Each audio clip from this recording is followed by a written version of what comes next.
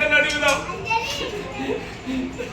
తాత, గద్ద తాత, మా పిల్లలకి ఏమైంది? చాలా పిల్లలు కనపడటం లేదు, రక్తంలో ఉన్నాయి, ఎముకలు కనిపిస్తున్నాయి. అలాగా? ఏం జరిగిందమ్మా? నాకు తెలియదమ్మా. నాకు తెలియదంటావేంటి?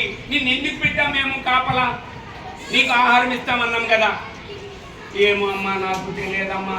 ఇదో రేపు ఇట్లా జరిగితే మాత్రం ఊరుకునేది లేదు, కాబట్టి జాగ్రత్తగా ఉండు అని చెప్పే మరుసటి రోజు మళ్ళీ వెళ్ళి మరుసటి రోజు మళ్ళీ గండు పిల్లి వచ్చింది, గద్దతో మాట్లాడింది, మాట్లాడి మళ్ళీ వెళ్ళిపోయింది.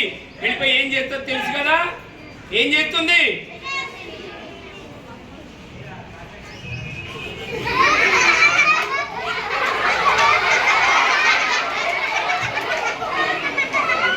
మళ్ళీ తినేసింది.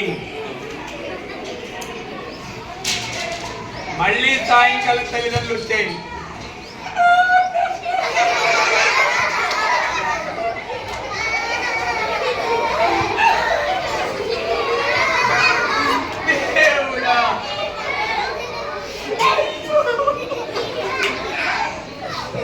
తాత, నువ్వేం కాపలా కాస్తున్నావు తాత?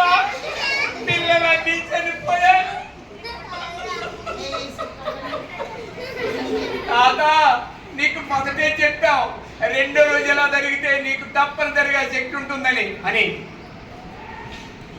పక్షుల తల్లిదండ్రులందరూ కూడా గద్దని పొడిచి పొడిచి చంపేశాయి.